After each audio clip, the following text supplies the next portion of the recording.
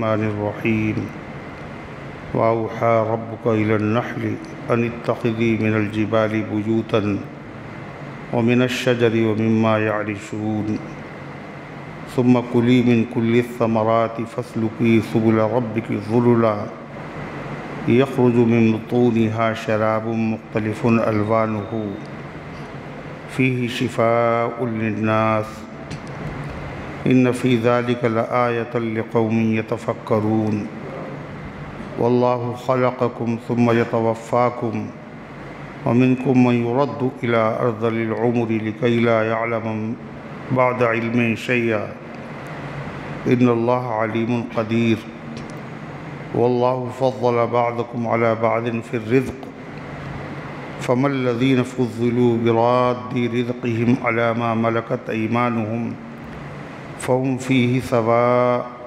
أفبنعمة الله يجحدون والله جعل لكم من أنفسكم أزواجا وجعل لكم من أزواجكم بنين وحفدة ورزقكم من الطيبات أفبالباطل يؤمنون وبنعمة الله هم يكفرون ويعبدون من دون الله ما لا يملك لهم رزقا من السماوات والأرض شيئا ولا يستطيعون فلا تضربوا لله الأمثال إن الله يعلم وأنتم لا تعلمون ضرب الله مثلا عبدا مملوكا لا يقدر على شيء ومن رزقناه منا رزقا حسنا فهو ينفق منه سرا وجهرا هل يستوون الحمد لله بل أكثرهم لا يعلمون وضرب الله مثلا رجلين أحدهما أبكم لا يقدر على شيء وهو كل على مولاه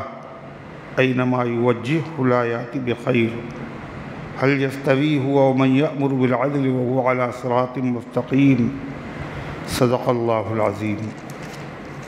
محترم حضرات، سامعین کرام، حاضرین مسجد، عزیزوں اور بزرگوں، یہ قرآن مقدس کے 14ویں پارے کی سورۃ النحل کی پاکیزہ، نورانی، مبارک، باعظمت، مطہر آیتیں ہیں۔ دعا کیجئے اللہ تعالیٰ ان مقدس آیات کی روشنی میں صحیح اور سچی بات عرض کرنے کی توفیق نصیب فرمائے اور ہم سب کو عمل کرنے کی توفیق عطا فرمائے۔ اللہ تعالیٰ نے اس سے پہلے کی آیات میں اپنی قدرت کے دلائل جو بندوں پر انعامات کی شکل میں مبذول فرمائے ہیں ان کا تذکرہ فرمایا، اور فرمایا کہ بہت سی خراب چیزیں ایسی ہیں جن سے ہم بڑی کارآمد چیزیں بطور نعمت کے تمہیں دیتے ہیں۔ بارش کا پانی برستا ہے تو اسی مٹی اور زمین سے بہت ہی اعلیٰ درجے کی چیزیں کھانے کی، پینے کی، استعمال کی عطا ہوتی۔ اسی طریقے سے جانوروں کے پیٹ سے گوبر اور خون کے بیج سے نہایت ہی عمدہ قسم کا مشروب دودھ تمہیں عطا کرتے ہیں۔ اسی طریقے سے تلاوت کردہ آیت میں اللہ نے ذکر کیا کہ ہم زہر سے تمہارے لیے دوا پیدا کرتے ہیں۔ وہ زہر کیا ہے؟ جو شہد کی مکھی میں ہوتا ہے۔ اگر کسی کے ڈنک مار دے تو آدمی بلبلاتا ہے، تڑپتا ہے، مگر اسی کے پیٹ سے شہد پیدا ہوتا ہے جو نہایت ہی اعلیٰ درجے کا مشروب اور اللہ تعالیٰ کے بندوں کے لیے وہ بیماریوں میں شفا بھی ہے۔ تو زہر سے شفا پیدا کرنا یہ اللہ کی قدرت کی دلیل بھی ہے اور بندوں کے لیے بہت بڑی نعمت بھی ہے۔ شہد کی مکھی کو عربی میں نحل کہتے ہیں اور عام مکھیوں کو ذباب کہتے ہیں۔ ذباب ضبہ یا ضبو سے بنا ہے، جس کے معنی ہے دفع کرنا، دور کرنا، دھکے دینا، بھگانا، اور آب کے معنی ہیں لوٹ کے آنا۔ تو مکھی کا نام ذباب اس لیے ہے، جب اس کو آدمی بھگاتا ہے تو مکھی پھر پلٹ کے نہیں آتی، پھر آتی، بار بار بھگاتے ہیں بار بار آتی، بار بار بھگاتے ہیں بار بار آتی۔ کسی بزرگ سے کسی نے پوچھا کہ اللہ نے بہت ساری نعمتیں پیدا کی، ان میں حکمتیں ہیں، بندوں کے فائدے ہیں، یہ مکھی کاہے کے لیے پیدا کی؟ یہ تو عاجز کرتی ہے، بس دق کرتی ہے، پریشان کرتی ہے۔ تو ان بزرگ نے کیا فرمایا؟ فرمایا ہی مضلۃ للملوک، یہ ظالم جابر متکبر انسانوں کو ذلیل کرنے کے لیے، ان کے غرور کو توڑنے کے لیے خدا نے پیدا کی۔ بڑے بڑے ظالم سرکش بادشاہوں کی ناک پہ مکھی آ کے بیٹھ جاتی، جب وہ اسے بھگاتے ہیں تو پھر آتی، بھگاتے ہیں پھر آتی۔ ہوں گے آپ بادشاہ، ہوں گے آپ فوجوں کے مالک، اللہ کی ایک ادنا درجے کی مخلوق سے آپ مقابلہ نہیں کر سکتے۔ ایک حدیث میں آتا ہے الذبان کلھا فی النار، جتنی بھی مکھیاں ہیں، جتنی طرح کی، یہ سب کی سب جہنم میں ہوں گی۔ یجعلھا عذابا لأہل النار، اللہ جہنمیوں کو ان کے ذریعے سے عذاب دے گا۔ یہ جہنم میں ہوں گی، ان کو سزا نہیں ملے گی، ان کو سزا کا ذریعہ اللہ بنا دے گا جہنم، جو جلنے کی جگہ ہے، جہنمیوں کو پریشان کرے گی۔ الا النحل، مگر شہد کی مکھی جہنم میں نہیں ہوگی۔ حدیث میں حضور انور صلی اللہ علیہ وسلم نے شہد کی مکھی کے بارے میں یہ فرمایا۔ اللہ تعالیٰ قرآن میں کیا فرماتا ہے؟ وَأَوْحَىٰ رَبُّكَ إِلَى النَّحْلِ، اس سورت کا نام ہی سورہ نحل ہے۔ یہ اس کا بڑا قیمتی مضمون ہے۔ جب کسی سورت کا جو مضمون سب سے اہم ہوتا ہے، اسی کے نام سے اس سورت کا نام ہوتا ہے۔ یاد ذکر ہے وَأَوْحَىٰ رَبُّكَ إِلَى النَّحْلِ، آپ کے پروردگار نے وحی بھیجی شہد کی مکھی کی طرف۔ وحی کے معنی لغت میں آتے ہیں کسی سے راز کی بات چپکے سے کہہ دینا، کہنے والا سمجھے اور جس سے کہا گیا ہے وہ سمجھے، اس کے علاوہ کوئی نہ سمجھے۔ ایک وحی وہ ہوتی ہے جو نبیوں پہ نازل ہوتی ہے، وہ وحی نہیں ہے۔ یہ وحی کون سی ہے؟ اشارے میں دل میں بات ڈال دینا۔ اللہ سب کے دلوں میں بات ڈالتا ہے۔ جتنے جانور ہیں وہ اپنا گھر بناتے ہیں، یہ کون سے کالج میں پڑھتے ہیں، کہاں سے سیکھتے ہیں؟ اللہ ان کے دل میں بات ڈالتا ہے۔ طرح طرح کے گھر،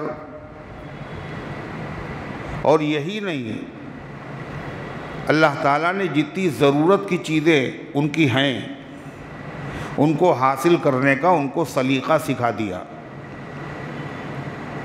چیٹیاں ہیں، کیسے وہ اپنا ضرورت کی چیزیں استعمال کر رہی ہیں، کیسے اکٹھا ہو کر کے جا رہی ہیں، کیسے وہ رکھتی ہیں اپنے بل میں، سردی کے موسم میں نکل نہیں پاتی، بارش میں نکل نہیں پاتی، اس لیے بارش کے موسم میں جمع ہوا ذخیرہ کھاتی ہیں، اور جو دانہ لے کے جاتی ہیں اس دانے کو توڑ دیتی ہیں۔ اگر دانے کو نہ توڑیں تو نمی جو اس میں پہنچتی ہے اس کی وجہ سے اس دانے میں سے پودا اگ جائے، مگر جب توڑ دیا تو اس سے نہیں اگے گا۔ یہ سلیقہ کس نے سکھایا؟ انڈا ٹوٹتا ہے، مرغی کا بچہ برآمد ہوتا ہے، اور ایک لمحے میں دانہ چگنا شروع کر دیتا ہے۔ یہ دانہ چگنا اس کو کس نے سکھایا؟ مرغک از بیض بروں آئد و روزی طلبت۔ شیخ سعدی کہتے ہیں مرغک مرغی کا بچہ، بیضہ کہتے ہیں انڈے کو۔ مرغک از بیض بروں آئد، مرغی کا بچہ انڈے سے باہر آتا ہے، اور روزی طلبت فوراً کاروبار میں لگ جاتا ہے، محنت مشقت شروع۔ وہ آدمی زیادہ نہ دارد عقل و خرد و تمیز، اور آدمی کا بچہ پیدا ہونے کے بعد نہ عقل ہے، نہ سمجھ ہے، نہ تمیز ہے، نہ اپنی بات کسی سے کہہ سکتا ہے، نہ دکھ درد کا علاج کر سکتا ہے، نہ غذا حاصل کر، بس رونا جانتا ہے، کچھ نہیں جانتا۔ تو اللہ نے ہر چیز کو سلیقہ سکھایا۔ اعطا کل شیء خلقہ ثم ہدی، اللہ نے ہر چیز کو پیدا کیا اور پیدا کرنے کے بعد اپنی ضرورت کی چیزیں حاصل کرنے کا سلیقہ سکھایا ہے۔ یہ خدا کے سکھائے ہوئے سب ہیں، ہر ایک کو اللہ نے سکھایا ہے۔ ہر جانور کو، کیڑے مکوڑوں کو، چیٹی ہے، اب وہ ایسے نہیں کاٹتی ہے، جب اس پر دباؤ پڑتا ہے تو وہ کاٹ لیتی۔ اپنا دفاع، اپنے دشمن سے لڑنا ہاتھی پہ بھاری ہو جاتی ہے، ہاتھی کو عاجز کر دیتی ہے۔ یہ کیا ہے؟ چرخ کو کب یہ سلیقہ ہے ستمگاری میں، کوئی معشوق ہے اس پردہ زنگاری میں، کوئی ہے جو سکھا رہا ہے۔ ہر چیز کی جو ضرورت کی چیزیں اللہ نے سکھائیں۔ یہ جانور جب بیمار ہوتے ہیں، جو لوگ پالتے ہیں ان کو تو لے جاتے ہیں مویشی اسپتال، لیکن جن کو پالا نہیں جاتا ہے وہ بیمار ہوتے نہیں ہوتے، زخم لگتے نہیں لگتے، وہ کیسے اچھے ہوتے؟ وہ اپنے لعاب سے اس کو چاٹتے ہیں جہاں بیماری ہے، جہاں زخم ہے۔ عام آدمی اگر چاٹے تو کیا ہوگا؟ اور بیمار ہو جائے۔ ان کے زہر میں خدا نے شفا رکھ دی، اب ان کے لعاب میں وہ چاٹ لیتے ہیں اور اس سے اللہ اس کو صحت عطا فرما دیتا ہے۔ تو اللہ تبارک و تعالیٰ نے ہر جانور کو، ہر جاندار کو پیدا کیا، اپنی فائدے کی چیزیں، اپنے دشمن سے بچاؤ کے طریقے سکھائے۔ ان تمام جانداروں میں شہد کی مکھی بھی ہے؟ ارے ہے نہیں۔ جب کہہ دیا ہر جاندار کو اللہ نے پیدا کیا اور اس کو سکھایا، تو مکھی بھی اس میں آ گئی، مگر اللہ نے شہد کی مکھی کا تذکرہ الگ سے کیا، سب کا تذکرہ ایک ساتھ کیا، اور شہد کی مکھی کا تذکرہ الگ سے کیا۔ وَأَوْحَىٰ رَبُّكَ إِلَى النَّحْلِ، آپ کے پروردگار نے شہد کی مکھی کے دل میں بات ڈالی، اس کو سکھایا تمہیں یہ کرنا اور یہ کرنا اور یہ کرنا ہے۔ خاص طور سے اللہ نے شہد کی مکھی کو خطاب کیا ہے باقاعدہ۔ اس سے اس بات کی طرف اشارہ ملتا ہے کہ عام جانداروں سے شہد کی مکھی، عام جانداروں سے شہد کی مکھی الگ ہے، ممتاز ہے، اس میں کچھ ایسی خصوصیات ہیں جو اور جانوروں میں نہیں ہیں، اس لیے خاص طور سے اس کو خطاب کیا۔ کیا خصوصیات ہیں؟ شہد کی مکھی میں فراست، ذہانت، عقل و شعور، اور ان کا جو نظام ہے زندگی گزارنے کا، سیاسی نظام، یہ سب بالکل انسانوں سے ملتا جلتا ہے۔ پورا نظام ہے۔ شہد کی مکھیوں میں جو بڑی مکھی ہوتی ہے، جو عام مکھیوں سے ممتاز ہوتی ہے، وہ 6,000 سے لے کے 12,000 تک 3 ہفتوں میں انڈے دیتی، اور وہ آگے چلتی ہے اور پورا جلوس اس کے پیچھے چلتا ہے۔ اس نے پورا اپنا نظام بنا رکھا ہے۔ کچھ لوگوں کی پہلے تو کچھ لوگوں کا کام ہے کہ وہ چھتا بنائیں، چھتا بنانے میں بھی کچھ مدد کریں۔ موم لے کے آ رہے ہیں، کچھ ہیں اس کو بنا رہے ہیں۔ جو بنا رہے ہیں وہ کیسا چھتا بناتے ہیں؟ ساری دنیا میں جو چھتے ہیں اس کے شہد کی مکھی کے، وہ کیسے ہوتے ہیں؟ کسی کا گول ہوتا ہے، کسی کا چوکور ہوتا ہے، کسی کا لمبا ہوتا ہے، ایسا ہوتا ہے۔ ارے دیکھے نہیں دیکھے، سب کے ایک ہی جیسے ہیں۔ اس کو کہتے ہیں مسدس، 6 زاویے کا، 6 کونے کا چھتا۔ لوگ گھر بناتے چوکور، لمبائی زیادہ ہے، چوڑائی کم ہے، مگر ان کے جتنے بھی چھتے ہیں وہ سب مسدس ہیں۔ اوپر سے یوں لٹکا اور ایسے بنا اور ایسے بنا اور ایسے بنا، سب ایسے ہیں۔ ایسے کیوں ہیں؟ ان میں جو انجینئر ہے اس نے کہا کہ تمہارے اندر بھی انجینئر ہیں، پہلے لوگ ایسے ہی مکان بنا لیتے تھے، اب نقشہ نویس سے باقاعدہ پاس کراتے ہیں، اس سے نقشہ بنواتے ہیں تاکہ کوئی جگہ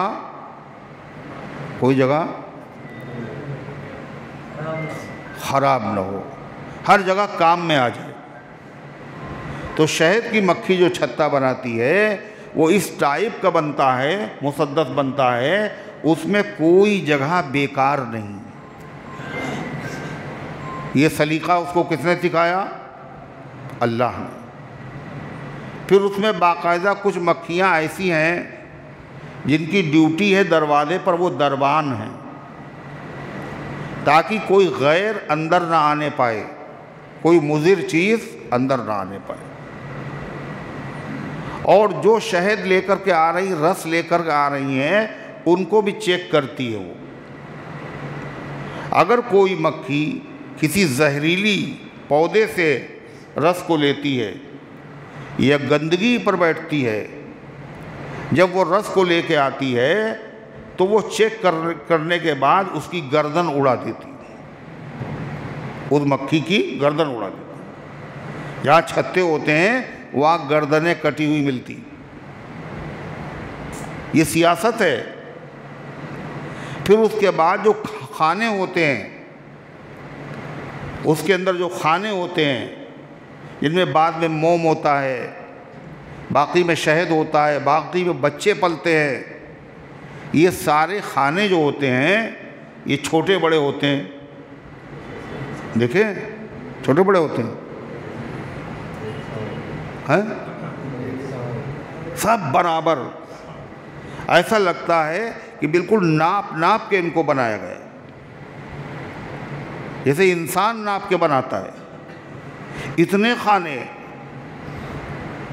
اور پھر اس کے بعد وہ مکھیاں رس چوس کے لا رہی ہیں اور سب نخاس چلی جاتی ہوں گی، یہ تو بگے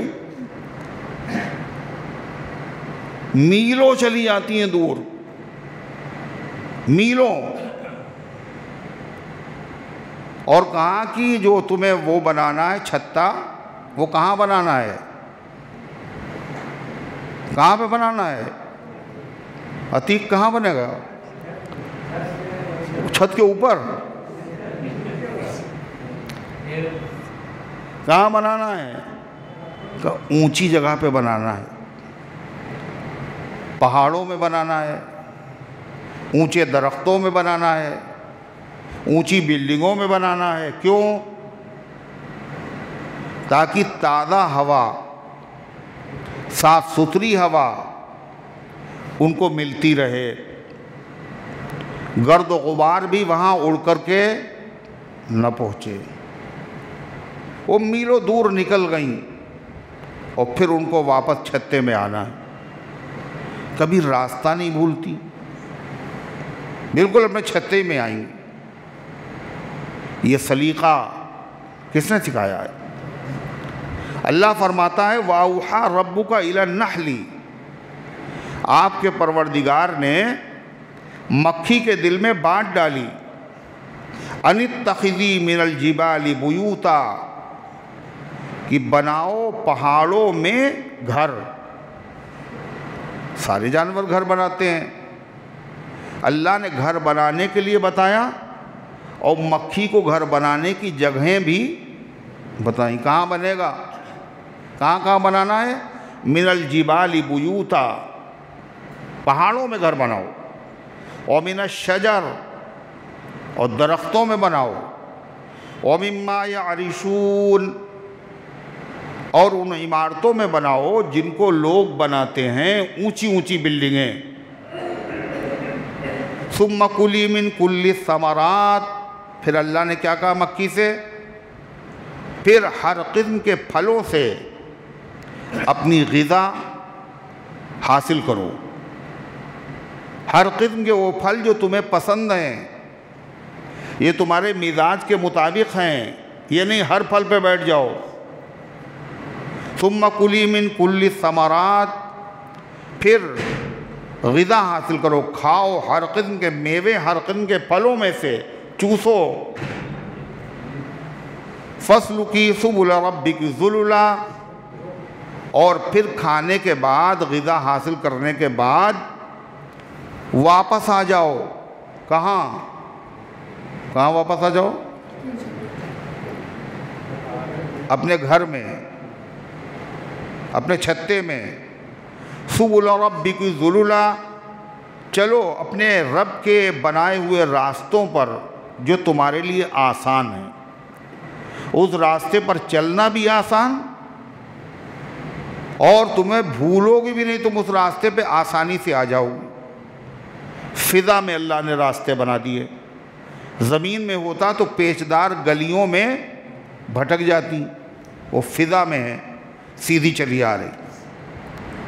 یخرج من بطونہا شراب، نکلتا ہے ان کے پیٹ سے ایک خاص پینے کا مشروب، شراب قرآن نے کہا۔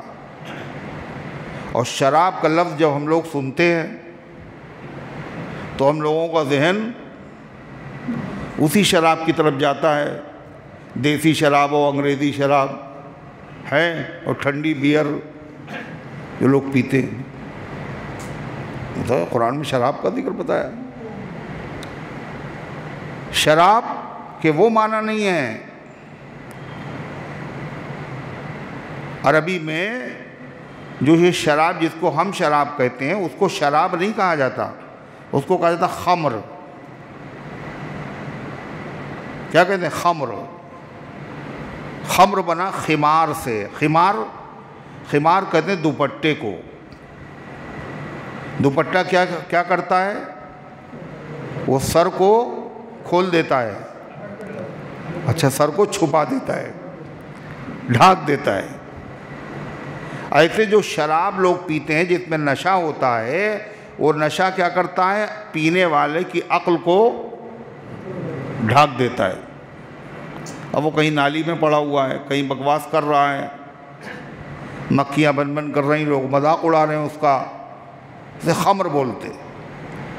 انما الخمر والمیسر والانصاب والازلام رجس من عمل الشیطان، شراب اور جوا اور پاسے کے تیر، یہ سب کیا ہیں؟ گندگی ہیں، ان سے بچو۔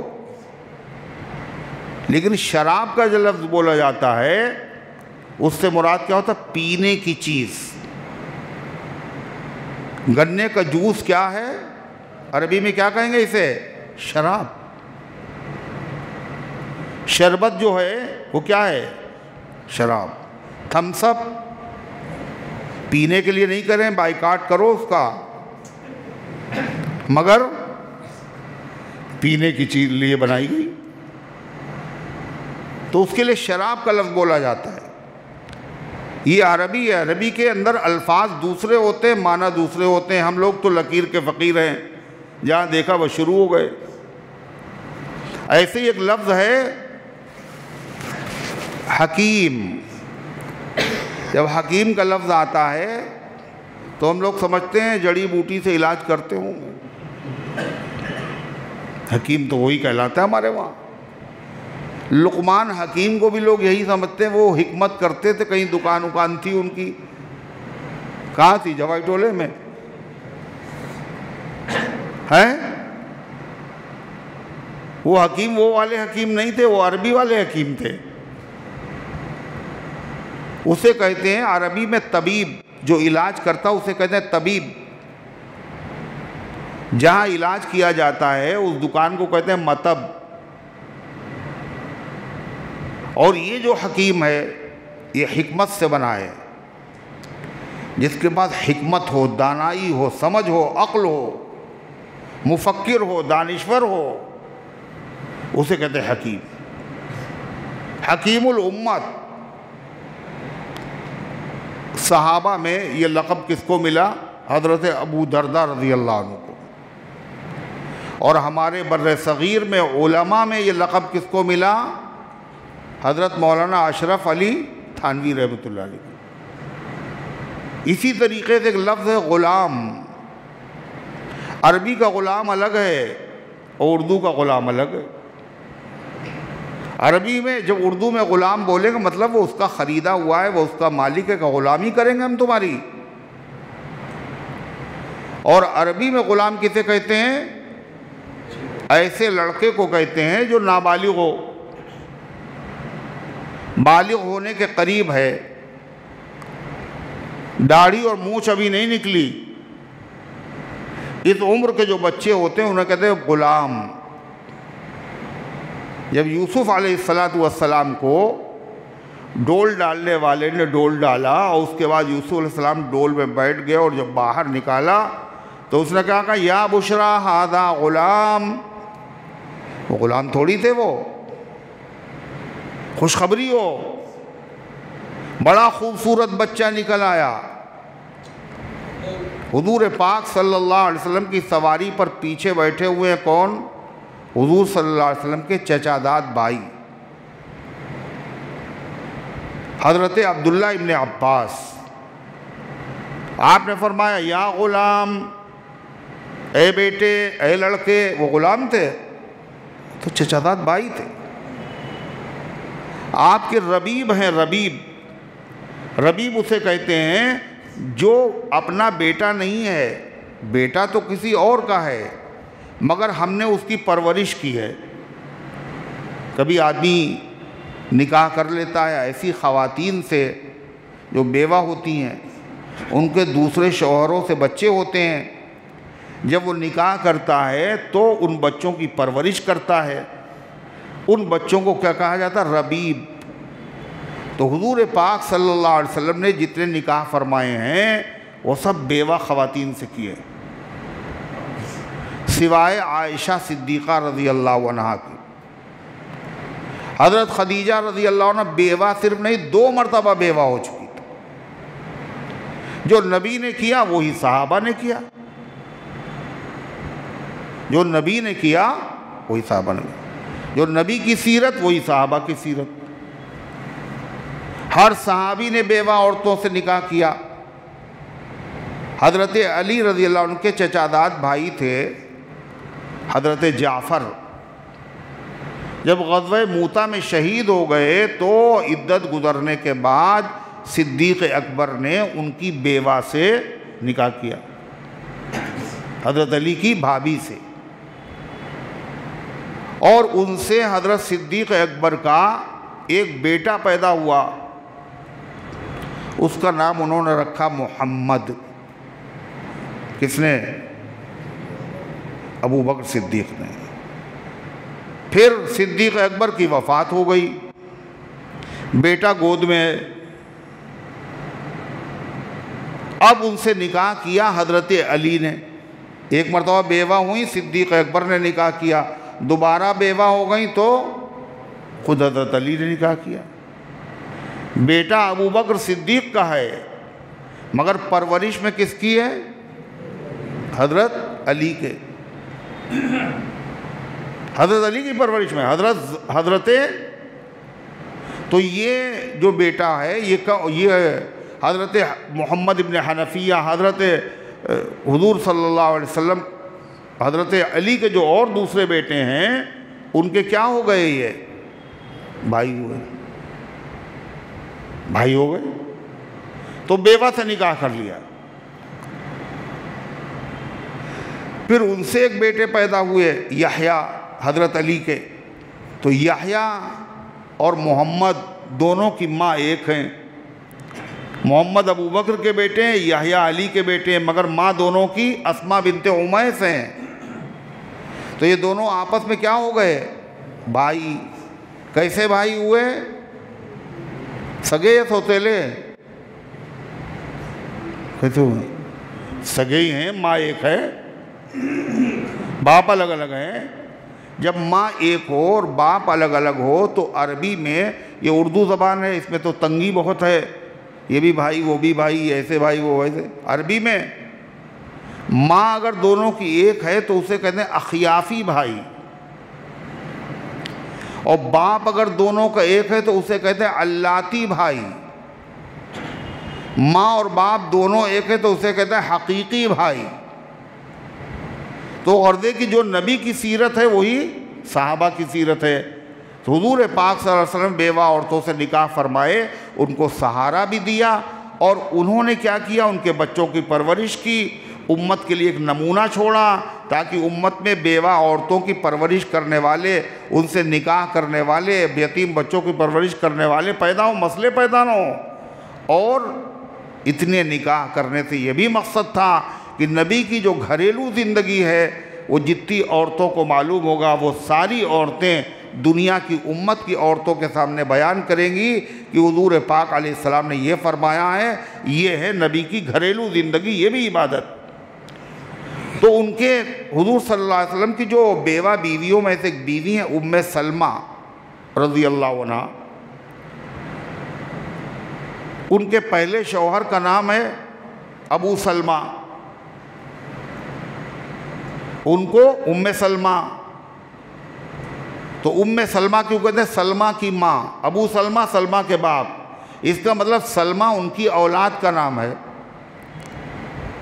ایک بیٹا پیدا ہوا سلمہ، اسی کی وجہ سے باپ کو ابو سلمہ، ماں کو ام سلمہ۔ جب ان کی شادی ہو گئی حضور پاک علیہ السلام سے، ابو سلمہ کا انتقال ہو گیا، حضور نے ان سے نکاح کر لیا، تو وہ بچے ساتھ میں لے کے آئیں، وہ کہلائے حضور صلی اللہ علیہ وسلم کے ربیب۔ تو آپ صلی اللہ علیہ وسلم نے ایک مرتبہ ان میں سے ایک عمرو ابن سلمہ، ایک ہے سلمہ ایک ہے عمرو ابن سلمہ، تو حضور کی پرورش میں تھے، وہ کھانا کھا رہے تھے، اور کھانا کھانے کے دوران بچے تو تھے ہی، ان کو کیا پتا، کبھی ادھر سے پلیٹ میں ہاتھ ڈالتے، کبھی ادھر سے ڈالتے، کبھی الٹے ہاتھ سے کھا لیتے۔ تو آپ نے فرمایا یا غلام سم اللہ وَقُلْ بِيَمِينِكَ وَمِمَّا يَلِيكَ، 3 ادب حضور نے کھانے کے بتائے۔ بیٹے ادب دیکھیے حضور کے سکھانے کا، بیٹے اللہ کا نام لے کے کھایا کرو، داہنے ہاتھ سے کھایا کرو، اپنے سامنے سے کھایا کرو۔ بچپن میں جو چیز سکھا دی جاتی ہے وہ کیا ہوتی ہے؟ کیا ہوتی ہے؟ وہ بڑی جلدی بھول جاتے ہیں نا اسے۔ بچپن کا سیکھا ہوا سبق جلدی بھولا جاتا ہے، کہہ رہے ہاں، بچپن کا جو پڑھا ہوا سبق جلدی بھولتا نہیں آدمی۔ پتھر کی لکیر جیسے یہ نہیں مٹتی ایسے یہ بھی نہیں مٹتی، حضور نے سکھا دیا، سامنے سے کھایا کرو، دائنے ہاتھ سے کھایا کرو، اور بسم اللہ پڑھ کے کھایا کرو۔ اب وہ دوبارہ حضور کی مجلس ہوئی کسی موقع پر، اور کھجوریں دسترخوان پہ رکھی گئیں، اور کھجوریں کئی طرح کی تھیں، پکی بھی تھیں، کچی بھی تھیں، گدر بھی تھیں، کھجوروں کی بہت سی قسمیں ہیں۔ اور وہ بھی بیٹھے کھانے کے لیے، تو بیچارے جو سامنے کھجور تھی وہی کھا رہے چپکے چپکے سے، اور وہ کئی طرح کی تھی۔ آپ نے فرمایا ان کو ہر طرف سے تم کھا سکتے ہو، اس لیے کہ یہ ایک کھانا نہیں ہے، مختلف کلر کی، مختلف مزے کی کھجوریں ہیں۔ اگر کئی طرح کا کھانا ہو تو ہاتھ بڑھا کے بھی اٹھا سکتے ہو، اگر ایک ہی ہے تو پھر کہاں سے کھاؤ؟ سامنے سے۔ تو آپ نے وہاں کیا کہا تھا؟ غلام کہا تھا۔ تو عربی میں کیا ہوتا ہے، لفظ کے معنی کچھ اور ہوتے ہیں، اردو میں کچھ اور ہوتے ہیں۔ ایسے شراب، شراب کسے کہتے ہیں عربی میں؟ پینے کی چیز، شربت۔ اللہ کہتا ہے یخرج من بطونہا، نکلتا ہے ان کے پیٹ سے، کس کے؟ شہد کی مکھی کے پیٹ سے، شراب، ایک پینے کی چیز، اسے ہم لوگ کہتے ہیں شہد، عربی میں اسے کہتے ہیں عسل۔ اس کی باقاعدہ نہریں ہوں گی جنت میں، من عسل وانہار من عسل مصفا، اور ایسے شہد کی نہریں ہوں گی جو بالکل صاف ہوگا، جس میں جھاگ نہیں ہوگا، گندگی نہیں ہوگی۔ ان کے پیٹ سے نکلتا ہے ایک پینے کے لائق چیز نکلتی ہے۔ فرما مختلف الوانہ، اس کے کلر الگ الگ ہوتے ہیں، اس کے رنگ، شہد کے رنگ الگ الگ ہوتے ہیں۔ ایک ہی کلر کا شہد دیکھا، دوسرا وہ لے کے آیا، کہلے اصلی نہیں ہے، ہم جانتے ہیں لال ہوتا ہے، یہ تو پیلا ہے۔ اور پیلا والا دیکھا تھا، وہ لے کے آیا سفید ہے، کہلے کسی اور کو دھوکہ دیجئے، یہ اصلی نہیں ہے، یہ تو سفید ہے، ایسا تھوڑی ہوتا ہے۔ اللہ فرماتا ہے یہ کوئی دلیل نہیں، تمہیں پتہ نہیں، ماہر نہیں ہو تم۔ جو شہد نکلتا ہے وہ مچھلیوں کے ان کے مکھیوں کے پیٹ سے، مختلف الوان ہو، اس کے کلر الگ الگ ہوتے ہیں، سفید بھی ہوتا ہے، پیلا بھی ہوتا ہے، لال بھی ہوتا ہے، سیال بھی ہوتا ہے، جم بھی جاتا ہے، کبھی کبھی جم بھی جاتا ہے۔ یہ جو اس کے مختلف کلر کیوں ہوتے ہیں؟ کہتے ہیں موسموں کے اعتبار سے۔ اور کلر کیوں بدلتے ہیں؟ غذا کے اعتبار سے۔ جس موسم میں جو پھول ہوتے ہیں، جس علاقے میں پھول ہوتے ہیں، جس موسم میں، ان پھولوں کا اثر کلر میں شامل ہو جاتا ہے۔ سرسوں کے اگر پھول ہیں کہیں، اس زمانے میں جو شہد ملے گا اس علاقے میں، وہ کیسا ہوگا؟ بالکل کالا ہوگا نا، کیسا ہوگا؟ پیلا ہوگا۔ اس کا پھول کیسا ہوتا ہے؟ پیلا ہوتا ہے۔ تو مختلف جو رنگ ہوتے ہیں، ارے وہیں بیٹھ جاتے، پھر ادھر آتے ہو، پھر نکلتے ہو، پھر ادھر جاتے ہو، پھر ادھر سے ادھر آتے ہو، ارے وہ تو ٹھیک ہے، وہ تو اچھا کیا، مگر یہ لوگوں کی توجہ اپنی طرف نہ کرو، چپ چاپ ایک کنارے سے جاؤ، آ جاؤ چپ چاپ، جہاں جگہ ملے وہیں بیٹھ جاؤ۔ تو خیر فرمائے تو اس کے کلر جو الگ الگ ہوتے ہیں، کیوں ہوتے ہیں الگ الگ؟ موسموں کی وجہ سے، غذا کی وجہ سے، اور عمر کی وجہ سے۔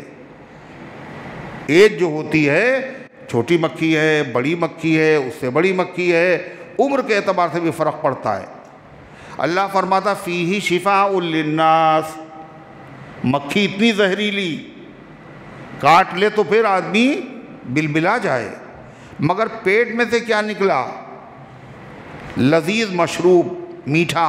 عائشہ صدیقہ رضی اللہ عنہ فرماتی ہیں کان رسول اللہ صلی اللہ علیہ وسلم یحب الحلوى والعسل، اللہ کے نبی صلی اللہ علیہ وسلم میٹھی چیز پسند کرتے تھے۔ حلوے سے مراد شبرات والا حلوہ نہیں ہے، حضور حلوہ پسند کرتے تھے، عوام منع کر رہے ہیں، میٹھی چیز۔ اور شہد بھی پسند کرتے تھے آپ، اس لیے کہ شہد کیا ہوتا ہے؟ کڑوا ہوتا ہے، میٹھا ہوتا ہے۔ اچھا فی شفاء للناس، اللہ نے اس میں لوگوں کے لیے شفا رکھی۔ قرآن نے یہ نہیں کہا اس میں ہر مرض کی شفا ہے، شفا ہے اس میں لوگوں کے لیے، اور بہت بڑی شفا ہے۔ اس لیے شہد کے ذریعے سے مختلف بیماریوں کا علاج ہوتا ہے۔ سردیوں کے زمانے میں جب سردی لگ جاتی ہے، شہد گرم ہوتا ہے، اس سے علاج ہوتا ہے۔ علاج بالازداد، ضد سے علاج۔ ٹھنڈک لگی ہے تو گرمی کا علاج، گرمی لگی ہے ٹھنڈک سے علاج۔ بلغمی مزاج جن کا ہوتا ہے ان کے لیے شہد مفید۔ شہد سے علاج ہوتا ہے بعض بیماریوں میں، صرف شہد، خالص شہد فائدہ کرتا ہے۔ فالج کا اٹیک ہوا، اللہ بچائے، حکیم صاحب کہہ رہے ہیں خالص شہد اگر ہے تو ان کو چٹاتے رہو، چٹاتے رہو۔ بعض بیماریوں میں خالص شہد بہترین، کارگر، مؤثر علاج بن جاتا ہے، اور بعض بیماریوں میں شہد علاج ہوتا ہے مگر خالص نہیں بلکہ مختلف چیزیں اس میں ملا کر کے پھر یہ شفا یاب ہوتا ہے۔ جتنے معجون ہیں ہمدرد وغیرہ کی کمپنیوں کے، وہ کیا ہے؟ ان میں بیس، ان کا بیس کیا ہوتا ہے؟ شہد۔ شہد کی ایک خصوصیت یہ بھی ہے، یہ شہد خود خراب نہیں ہوتا، اور جس میں مل جاتا ہے اس کو بھی خراب ہونے نہیں دیتا۔ یہ دوائیاں اتنی پرانی پرانی ہیں، کیوں؟ شہد ہے اس میں۔ جیسے الکوہل دواؤں میں شامل کیا جاتا، خود بھی صحیح رہتا ہے اور جس چیز میں شامل ہوتا اس کو بھی صحیح رکھتا ہے، ایسے اس زمانے میں حکماء کیا کرتے تھے؟ شہد پلاتے تھے۔ جو بڑے بڑے فرعونِ مصر تھے، مصر کے جو فرعون تھے، یہ فرعون کسی ایک کا نام نہیں ہے، فرعون تو مصر کے ہر بادشاہ کا نام ہوتا تھا۔ ان لوگوں کو دفنایا گیا، بڑی بڑے حجرے، کمرے بنا کر کے اہرام مصر، جہاں بہت ساری چیزیں رکھی گئیں، وہاں ان کے سرہانے شہد بھی رکھا گیا، اس لیے کہ یہ خود بھی سلامت رہتا ہے اور چیزوں کو بھی سلامت رکھتا ہے۔ تو فی شفاء للناس، اس میں شفا ہے لوگوں کے لیے۔ بعض اللہ تعالیٰ کے بندے تو ایسے تھے، وہ ان کو اللہ تعالیٰ کے اس کلام پر ایسا اعتماد اور ایسا اعتقاد تھا کہ وہ ہر چیز کا علاج شہد ہی سے کرتے تھے۔ عبداللہ ابن عباس، عبداللہ ابن عمر رضی اللہ عنہ شہد سے کیا کرتے تھے؟ علاج۔ پھوڑا نکلا تو شہد، آنکھیں دکھ رہی تو شہد۔ اور اللہ اپنے بندے کے ساتھ، جیسا بندہ اللہ کے ساتھ گمان کرتا ہے اللہ ویسے ہی معاملہ بھی کر دیتا ہے۔ ایک حدیث میں آتا ہے کہ نبی پاک صلی اللہ علیہ وسلم کے پاس ایک صحابی تشریف لائے اور عرض کیا کہ میرے بھائی جو ہیں وہ بیمار ہیں اور ان کو دست آ رہے ہیں، آپ نے فرمایا شہد پلاؤ۔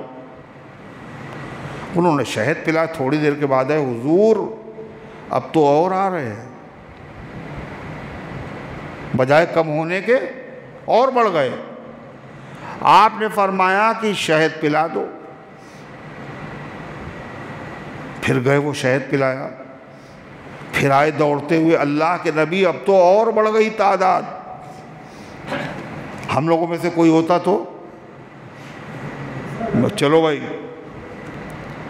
آپ نے تیسری مرتبہ جب وہ آئے تو آپ نے فرمایا کذبا بطن اخیک وصدق اللہ، تمہارے باپ، تمہارے بھائی کا پیٹ جھوٹا ہے اور اللہ نے سچ کہا ہے، فی شفاء للناس، شہد پلاؤ۔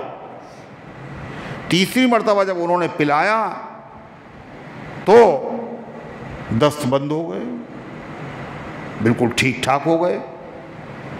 ایسا کیوں تھا؟ پیٹ میں کبھی کبھی سدے بن جاتے اور ایک ایسا مادہ پیدا ہو جاتا ہے پیٹ میں زہریلا، جس کی وجہ سے جو آدمی کھاتا ہے وہ بھی خراب ہو جاتا ہے، جو دوا پیتا ہے وہ بھی دست بن کے نکل جاتی۔ جب تک وہ مادہ رہے گا، جب تک کہ وہ شفا نہیں ہوگی۔ اس مادے کو گھلانے کے لیے اور نکالنے کے لیے بہترین ذریعہ کیا ہے؟ شہد۔ جب پہلی مرتبہ پلایا تو مادے گھولے اور دست اور بڑھ گئے۔ دوبارہ جب اسے پلایا تو اور تیزی کے ساتھ گھل گئے اور زیادہ دست آنے لگے۔ تیسری مرتبہ میں کیا ہوا؟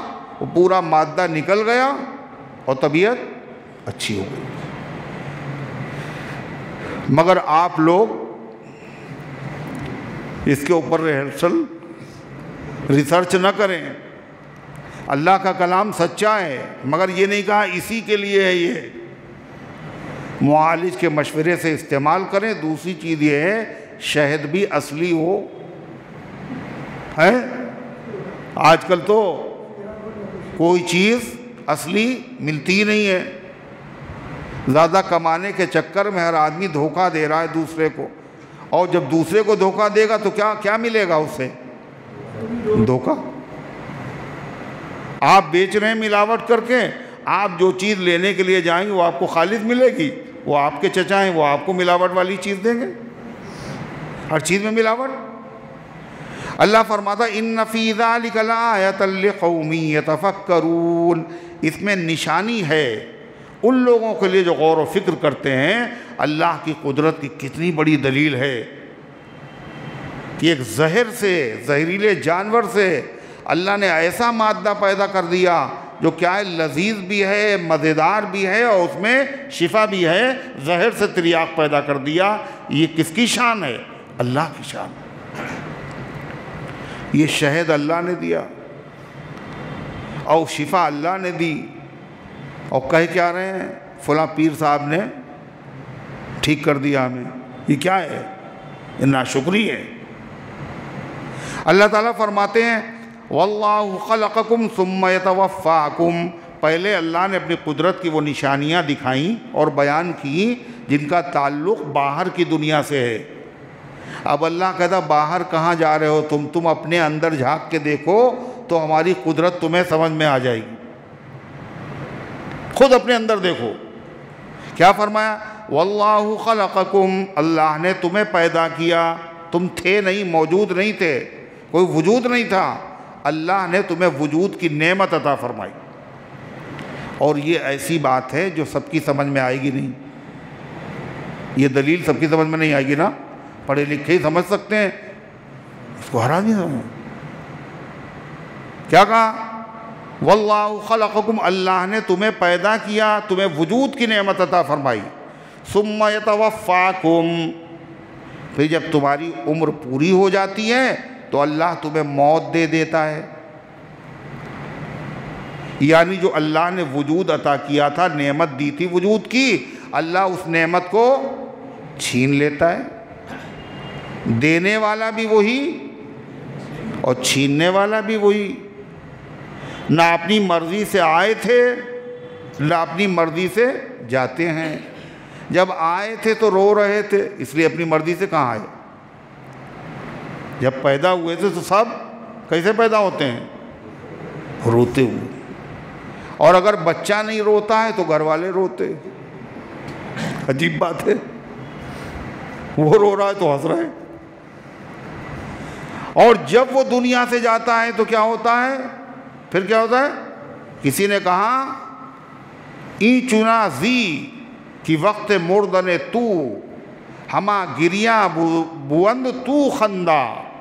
شیخ سعدی کہتے ہیں جب تم دنیا میں آئے تھے تو سب ہنس رہے تھے اور تم رو رہے تھے، اس طرح زندگی گزارو جب دنیا سے تم جاؤ تو سب رو رہے ہوں اور تم ہنس رہے ہو۔ اور مومن کی موت ایسے ہی ہوتی ہے، جب مومن مرتا ہے تو اس کے ہونٹوں پر مسکراہٹ ہوتی ہے۔ نشان مرد مومن باتو گوئم تو مر گائے تبسم بر لبے اوست۔ علامہ اقبال کہتے ہیں مرد مومن کی پہچان تمہیں بتائیں، جب موت آتی ہے تو مسکراہٹ اس کے ہونٹوں پر کھیلتی ہے۔ مرے جو پڑھ کے کلمہ ان کو دیکھو کہ جیسے مسکرانا چاہتے ہیں۔ دیکھا ہے اللہ والے ایسے ہوتے۔ تو جب دنیا میں آئے تو آنا نہیں چاہتے تھے، اسی لیے رو رہے تھے، اور جب دنیا سے اللہ نے لے جانے کا وقت ہوا تو جانا نہیں چاہتے ہے۔ نہ اپنی مرضی سے آتے ہیں نہ اپنی مرضی سے جاتے ہیں، کوئی لاتا ہے تو آتے ہیں، اور کوئی لے جاتا ہے تو جاتے ہیں. لائی حیات آئے اور قضا لے چلی چلے. حیات زندگی، لائی حیات آئے اور قضا کہتے ہیں موت کو، قضا لے چلی چلے. اپنی خوشی نہ آئے نہ اپنی خوشی چلے. اللہ فرماتا اللہ کی قدرت دیکھو، بچا کے دکھاؤ اپنے آپ کو. اللہ ہی نے تمہیں وجود عطا کیا. ثم یمیتکم، پھر جب ثم یتوفاکم، پھر جب تمہاری عمر پوری ہو جاتی ہے تو اللہ تمہیں وفات دے دیتا ہے. پہلے نعمت دی تھی وہ چھین لیتا ہے. اور بعض لوگوں کو اللہ تبارک و تعالی وفات ان کی عمر کو لمبا کر دیتا ہے. وفات تو ان کو بھی دیتا ہے مگر بعض کی عمر لمبی کر دیتا ہے عام لوگوں کے مقابلے میں. کیا کہا؟ وَمِنْكُمْ مَنْ يُرَدُّ إِلَىٰ أَرْذَلِ الْعُمُرِ، اور تم میں سے بعض وہ ہیں جن کو پہنچا دیا جاتا ہے نکمی عمر تک. مرنے سے پہلے نکمی عمر تک انہیں پہنچا دیا جاتا ہے. نکمی عمر کا مطلب، نکما کسے کہتے ہیں؟ جو بہت کام کا آدمی ہو، کسی لائق نہیں، نکما. نہ چل پاتا ہے، نہ پھر پاتا ہے، نہ دوسرے کے کام آ پاتا ہے، نہ اپنے کام کر پاتا ہے، نکما ہو جاتا ہے. جسم کی طاقت بھی ختم ہو جاتی ہے اور دماغ کی طاقت بھی ختم ہو جاتی ہے.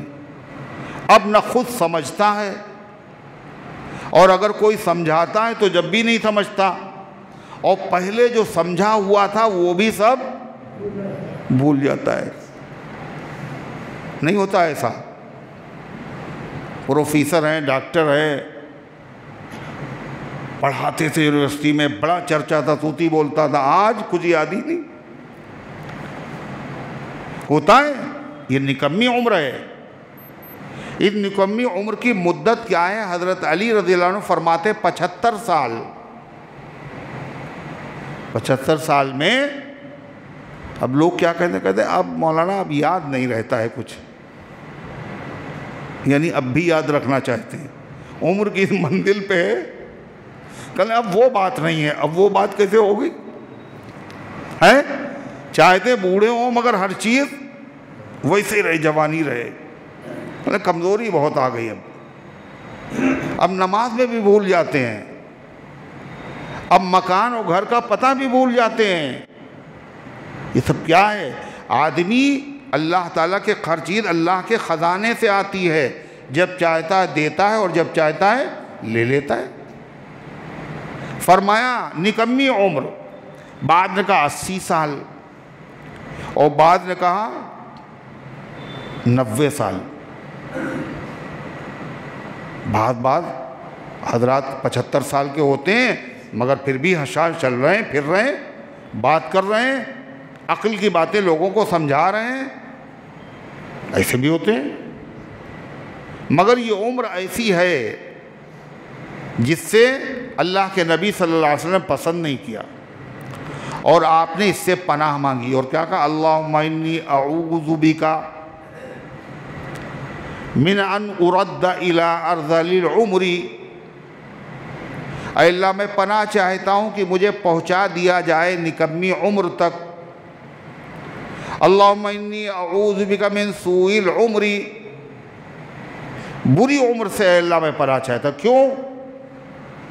اس لیے جب ہم خود کسی کے کام نہیں آ سکتے اور خود اپنا بھی کام نہیں کر پا رہے ہیں، اب محتاج ہیں اولاد کے، بیوی کے، بچوں کے محتاج ہیں، اور وہ بھی منہ بنا رہے ہیں، ان کا بھی امتحان ہے بیچاروں کا.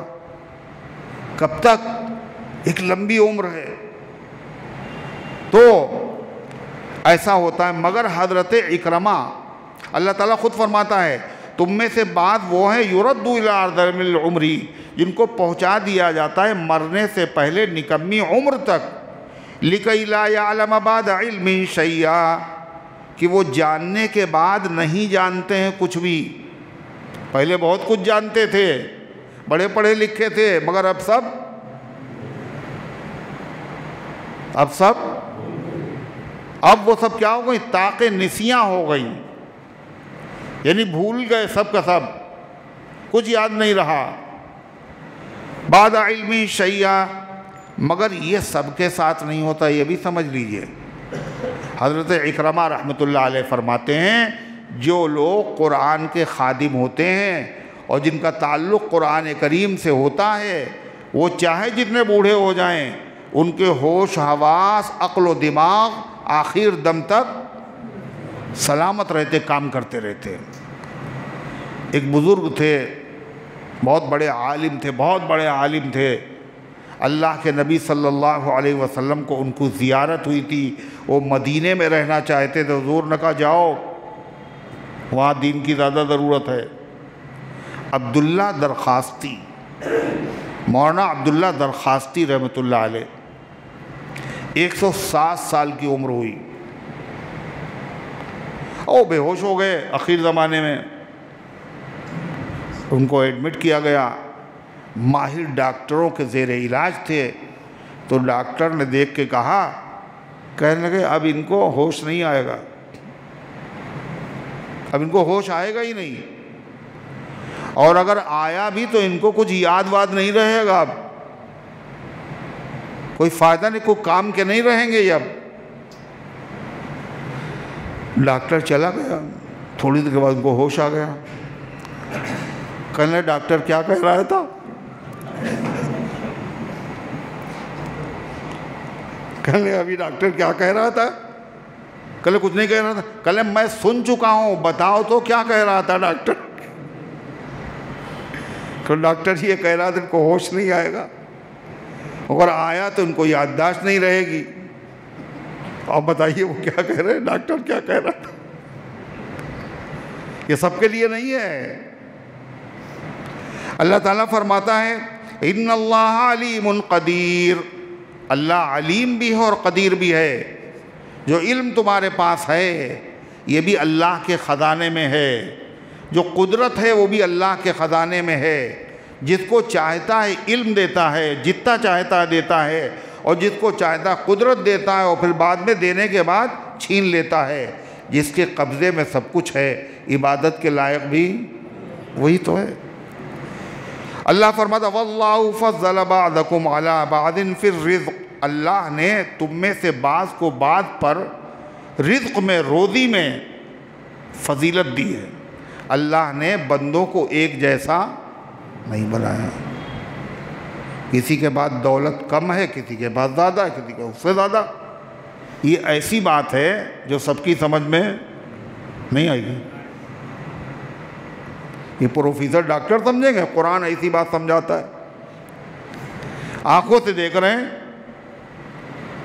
اللہ فرماتا واللہ فضل بعضکم علی بعض فی الرزق، اللہ نے بعض کو بعض پر روزی میں، رزق میں، دولت میں، نعمتوں میں فضیلت دی ہے۔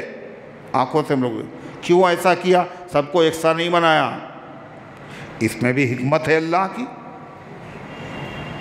چاہتا تو سب کو بنا دیتا، اگر سب کو بنا دیتا تو ساری دنیا کا نظام درہم برہم ہو جاتا۔ جب آپ کہتے ہیں ہمارے وہاں شادی ہے، ذرا سا پانی بھر دینا، وہ کہے گا تم خود میرے گھر پہ پانی بھرو، ہیں برتن دھونے کے لیے آ جانا، کل ہم آئیں گے، اپنی میڈم کو بھیج دو ہمارے گھر پہ دھوئیں، ہیں مکان بننا ہے ذرا تھا، تو کوئی تیاری نہیں ہوتا۔ حکمتیں ہیں اللہ تعالیٰ کی۔ اللہ تعالیٰ پھر فرماتا ہے فَمَا الَّذِي فُضِّلُوا بِرَادِّ رِزْقِهِمْ عَلَى مَا مَلَكَتْ أَيْمَانُهُمْ فَهُمْ فِيهِ سَوَاءٌ۔ نفسیاتی بات خدا کیسے سمجھاتا ہے؟ اللہ کہتا ہے ان میں سے بعض ایسے ہیں جن کو اللہ نے دولت خوب دے رکھی ہے، یہاں تک کہ ہر چیز انہوں نے خرید لی، یہاں تک کہ انہوں نے غلام بھی خرید لیے، غلام بھی ہیں، کنیزیں بھی ہیں۔ یہ بھی انسان ہے اور وہ بھی انسان ہے، مگر ایک مالک ہے اور ایک خریدا ہوا ہے۔ ارے ہے یا نہیں؟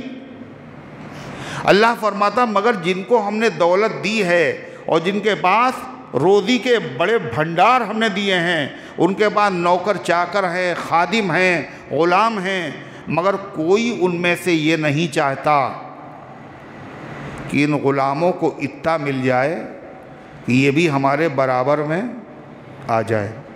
چاہتا ہے کوئی؟ بولو۔ غلام تو چھوڑیے، پڑوسی دکاندار ہمارے برابر نہ آئے۔ غلام ایک ہے، ایک اس کا آقا ہے۔ آقا کبھی نہیں چاہے گا کہ غلام کو اتنا دے دیا جائے کہ وہ ہمارے برابر کا ہو جائے۔ ارے ہے نہیں، کوئی نہیں چاہتا۔ یہ ہے نفسیاتی بات نہیں ہے۔ اللہ کہتا ہے عجیب بات ہے، جو چیز تم اپنے لیے نہیں پسند کرتے ہو وہ اللہ کے لیے پسند کر رہے ہو۔ تم میں اور اس میں برابری ہے، دولت میں کمی ہے نا، وہ غریب ہے تم مالدار، مگر انسان تو وہ بھی، انسان تم بھی ہو۔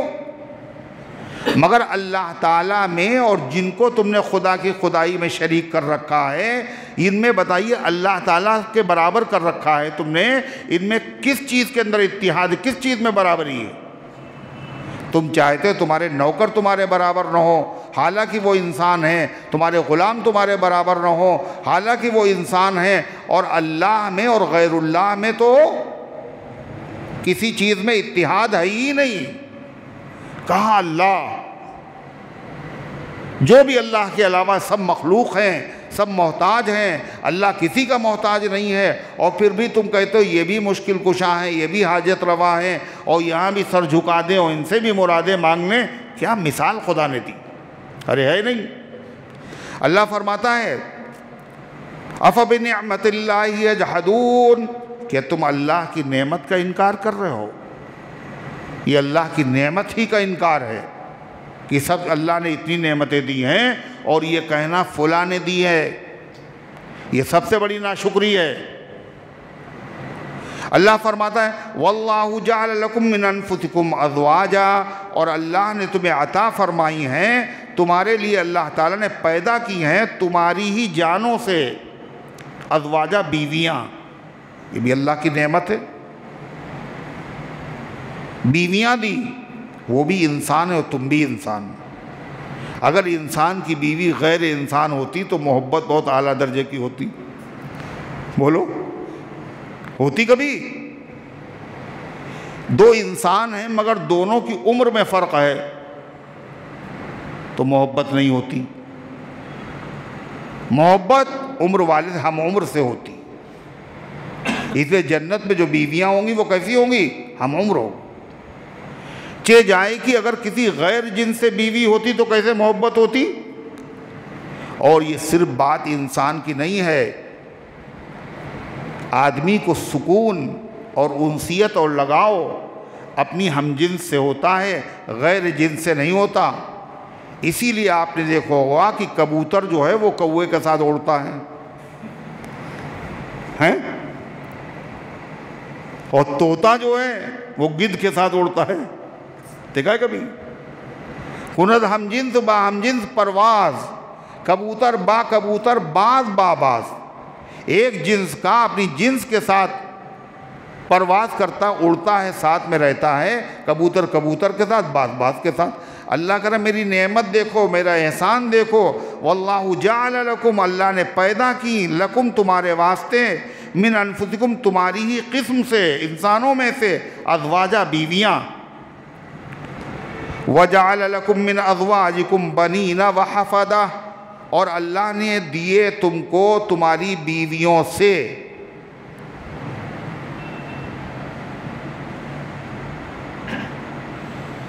اچھا، یہی ہم چاہتے تھے کہ آپ دیکھیں میری طرف۔ اللہ نے دیے تم کو تمہاری بیویوں سے، کیا دیے؟ بیٹے۔ نعمت ہے نہیں بیٹا ہونا، بیٹی ہونا، ان سے پوچھو جن کو کچھ نہیں ہے۔ وحفدہ، اور پوتے بھی دیے، بیٹا بھی نعمت ہے اور پوتا بھی اگر ہو اس سے بڑی بھی نعمت۔ خادم دیے، وَرَزَقَكُم مِّنَ الطَّيِّبَاتِ، اور اللہ تعالیٰ نے تمہیں بڑی حلال پاکیزہ اچھی اچھی چیزیں تمہیں دی ہیں۔ اللہ فرماتا یہ سب کس کی دی ہوئی ہیں؟ ارے کس کی دی ہوئی ہیں؟ سب اللہ کی دی ہوئی ہیں۔ پھر اس کے بعد تمہارا یہ کہنا یہ پیر نے دی ہے اور یہ فقیر نے دی ہے اور یہ جو ہے وہ غریب نواز صاحب نے دی ہے اور یہ صابر کلیری نے دی ہے اور یہ فلاں نے دی ہے، یہ فلاں نے دی ہے اور یہ فلاں بت نے دی ہے، یہ فلاں دیوی نے دی ہے، دیوتا نے دی ہے، تمہیں شرم نہیں معلوم ہوتی؟ افبالباطل یؤمنون، اللہ فرماتا وہ باطل پر، جھوٹ پر ایمان رکھتے ہیں۔ یہ جھوٹی تو ہے، کسی نے کسی کو کچھ نہیں دیا۔ کوئی انسان کسی انسان کو کیا دیتا ہے؟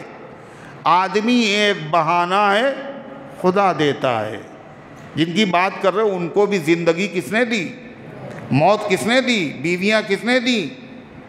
افبالباطل یؤمنون، وہ جھوٹی بات تو مان لیتے ہیں، وبنعمت اللہ ہم یکفرون، اور اللہ کی نعمت کا وہ انکار کرتے ہیں۔ اور اللہ کی سب سے بڑی نعمت کیا؟ توحید ہے، توحید۔ ساری نعمتیں دی ہوئی کس کی ہیں؟ اللہ کی ہیں، ہمیں دی ہوں یا کسی کو دی ہوں، جو بھی جس کے بعد نعمت ہے وہ دی ہوئی اکیلے اللہ کی۔ کیسے کہ ناشکری کرتے ہیں؟ وَيَعْبُدُونَ مِن دُونِ اللَّهِ مَا لَا يَمْلِكُ لَهُمْ رِزْقًا مِّنَ السَّمَاوَاتِ وَالْأَرْضِ شَيْئًا، اور وہ پوجا کرتے ہیں اللہ کو چھوڑ کر ایسی ہستیوں کی، ایسی چیزوں کی جو ان کے لیے اختیار نہیں رکھتے ہیں روزی کا، نہ آسمان سے نہ زمین سے کچھ بھی۔ آسمان سے روزی کا مطلب بادلوں سے پانی اللہ برساتا ہے، زمین سے مطلب اسی سے ساری سبزیاں اور غلے زمین سے اللہ ہی اگاتا ہے، ان میں سے کوئی یہ اختیار نہیں رکھتا۔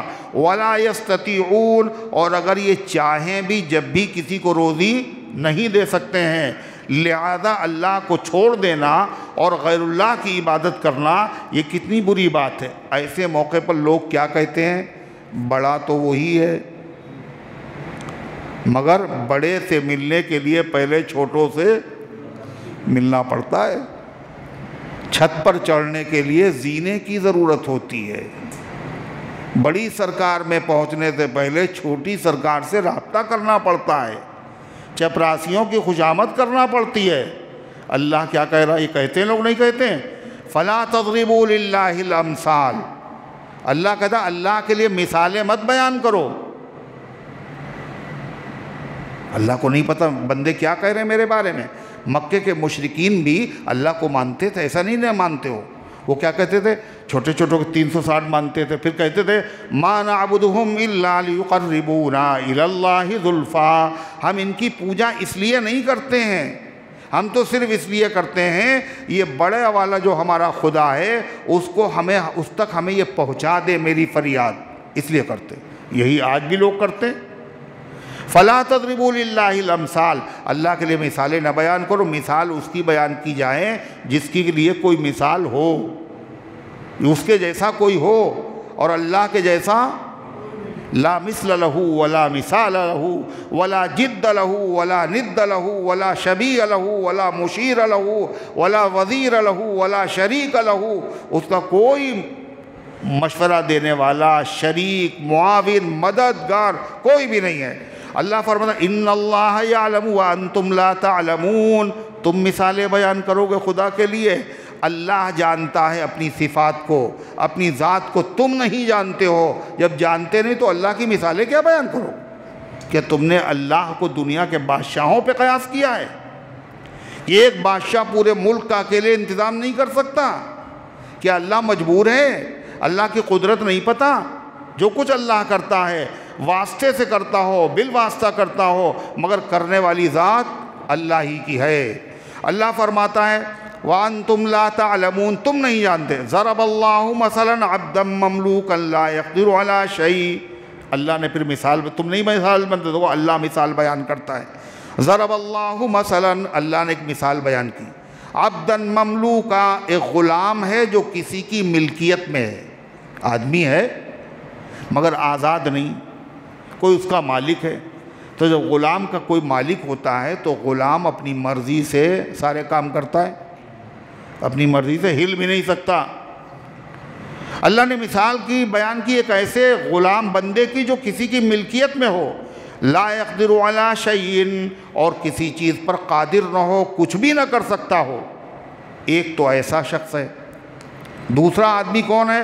وَمَنْ رَزَقْنَاهُ مِنَّا رِزْقًا حَسَنًا، اور ایک ایسا آدمی ہے جس کو ہم نے بہت عمدہ روزی دی ہے، لاکھوں کا، کروڑوں کا، اربوں خربوں کا مالک بنایا ہے۔ فَهُوَ يُنْفِقُ مِنْهُ سِرًّا وَجَهْرًا، وہ اللہ کی دی ہوئی نعمتوں میں سے خرچ کرتا ہے، چھپا کے بھی خرچ کرتا ہے، ظاہر کرتے ہوئے خرچ کرتا ہے۔ اللہ کہتا ہے بتاؤ یہ دونوں آدمی برابر ہو سکتے ہیں؟ ارے ہو سکتے ہیں؟ کون دونوں؟ ایک غلام ہے، ایک آزاد ہے، ایک اپنی مرضی سے کچھ نہیں کر سکتا اور ایک خوب جہاں چاہتا ہے وہاں خرچ کرتا ہے۔ دونوں برابر ہو سکتے ہیں؟ حالانکہ دونوں کیا ہیں؟ ایک جانور، ایک انسان، دونوں انسان ہیں، پھر بھی برابر نہیں ہو سکتے۔ تو اللہ کے برابر یہ پتھر ہو سکتے ہیں جو تم نے اپنے ہاتھ سے بنائے ہیں؟ کیا مثالیں خدا دیتا ہے۔ اللہ فرماتا ہے الحمدللہ، تمام تعریفیں اللہ کے لیے، بل اکثرهم لا يعلمون، لیکن زیادہ تر لوگ جانتے نہیں۔ وَضَرَبَ اللَّهُ مَثَلَ الرَّجُلَيْنِ، اللہ نے ایک مثال اور بیان کی۔ مثال سے بات جلدی سمجھ میں نہیں آتی نا، مثال بیان کی اللہ نے دو آدمیوں کی۔ احدہما ابکم، ان میں سے ایک آدمی ابکم ہے۔ ابکم کہتے ہیں گونگے کو، جو گونگا ہوتا ہے وہ بہرا بھی ہوتا ہے، اپاہج ہے، معذور ہے، کسی کام کا نہیں۔ لا يقدر على شيء، وہ کسی چیز پر قدرت کچھ بھی نہیں کر سکتا۔ وهو كل على مولاه، ایسا آدمی اپنے مالک، اپنے آقا کے لیے کیا ہوتا ہے؟ بوجھ ہوتا ہے، بوجھ، اپنا بھی کرے اور اپنے غلام کا بھی کرے۔ اینما یوجہ لا یاتی بخیر، اگر مالک ایسے آدمی کو کہیں بھیجے بھائی یہ کام کر لاؤ تو وہ کام کر کے لائے گا؟ تو چل نہیں سکتا، پھر نہیں سکتا، گونگا، بہرا، لنجا، معذور، اپاہج ہے۔ اگر متوجہ کرے تو سمجھے گا نہیں۔ اللہ فرماتا بتاؤ ایک ایسا آدمی ہے، حل یستوی ہوا، کیا یہ آدمی برابر ہو سکتا ہے اس آدمی کے، من یأمر بالعدل وہو علی صراط مستقیم، جو خود بھی صراط مستقیم پر چل رہا ہو اور باقاعدہ اللہ تعالیٰ کے بندوں کو بھی صراط مستقیم پر چلنے کی دعوت دے رہا ہو۔ یہ دونوں آدمی برابر ہو سکتے ہیں؟ یہ دونوں ہیں کیا؟ انسان، مگر پھر بھی دونوں برابر نہیں۔ جب یہ انسان ہو کر دونوں برابر نہیں ہو سکتے ہیں تو بتاؤ خدا اور خدا کے علاوہ کوئی بھی ہو، کتنا بھی بڑا ہو، اللہ تعالیٰ کے برابر نہیں ہو سکتا۔ سب سے بڑا کون خدا کے خدائی میں؟ خدا کے بعد سب سے بڑا، سب سے بڑا، سب سے بڑا، اس سے بڑا خدا نے کسی کو پیدا ہی نہیں کیا اپنی خدائی میں۔ اس سے زیادہ عظمت والا، عزت والا، مرتبے والا، بزرگی والا خدا کی خدائی میں کوئی دوسرا نہیں ہے۔ کون ہے؟ حضور پاک صلی اللہ علیہ وسلم۔ مگر آپ بھی خدا کی خدائی میں شریک نہیں ہیں، آپ بھی اللہ کے محتاج ہیں۔ اللہ قرآن میں کیا کہہ رہا ہے؟ وَإِن يَمْسَسْكَ اللَّهُ بِضُرٍّ فَلَا كَاشِفَ لَهُ إِلَّا هُوَ، آپ رحمت للعالمین ہیں، آپ امام الانبیاء ہیں، آپ صاحب معراج ہیں، آپ محبوب رب العالمین ہیں، آپ تمام نبیوں کے امام ہیں۔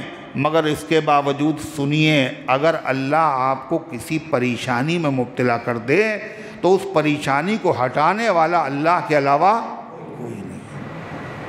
حضور اللہ کے برابر نہیں، اس سے اللہ کے محتاج ہیں۔ اب کون ہوگا جو خدا کے برابر ہو سکتا ہے؟ کتنی بڑی حماقت کی بات ہے، انسان نے اینٹ پتھر کو برابر کر دیا۔ سوچیے آپ، اللہ کی صبر کرتا ہے۔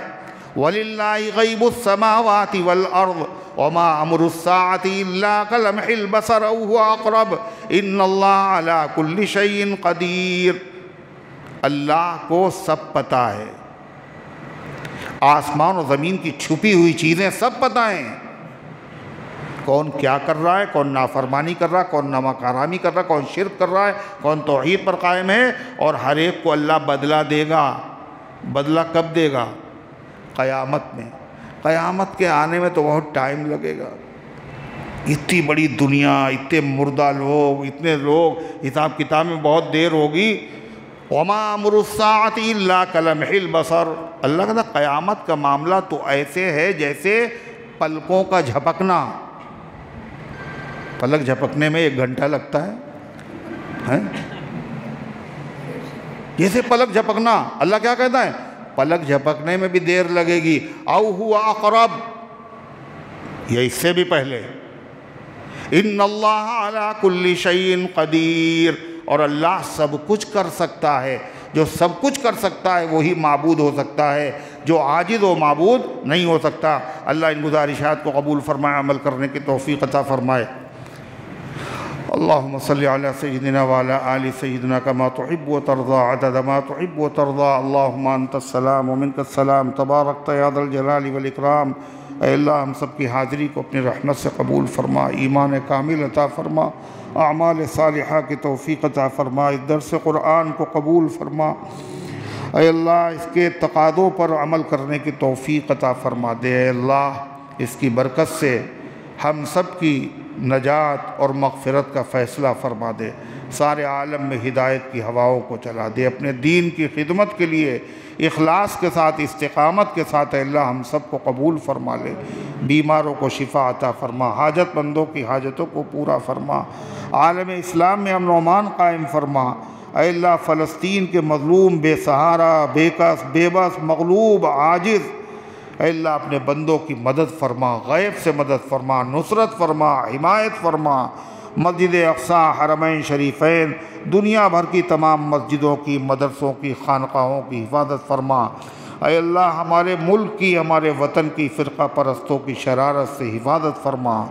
اے اللہ جو ظالم یہودی ہے، عیسائی ہیں، جو ان کے حامی ہیں، اے اللہ جو مظالم کے پہاڑ توڑ رہے ہیں، مالک ان سب کو عبرتناک سزا عطا فرما۔ اے اللہ جنہوں نے دعاؤں کے لیے کہا ہے، ان کا ہم پر حق ہے یا وہ امید رکھتے ہیں، ان سب کے نیک مقاصد میں کامیابی نصیب فرما۔ اے اللہ تو بڑی قدرت والا ہے، اے اللہ تو ہر چیز پر قادر ہے، اے اللہ تو سب کچھ کر سکتا ہے، اے اللہ پلک جھپکنے کی مقدار میں کر سکتا ہے۔ اے اللہ اپنی قدرت کا کرشمہ دکھا دے، اے اللہ اپنے ان غریب مظلوم بندوں کی مدد فرما دے، اے اللہ ان ظالموں کو عبرتناک سزا عطا فرما۔ اے اللہ جو دنیا سے جا چکے ان سب کی مغفرت فرما، ہم سب کو اسلام پر زندہ رکھ، ایمان پر موت دے، ایمان والوں کے ساتھ حشر فرما، آمین یا رب العالمین، وصلی اللہ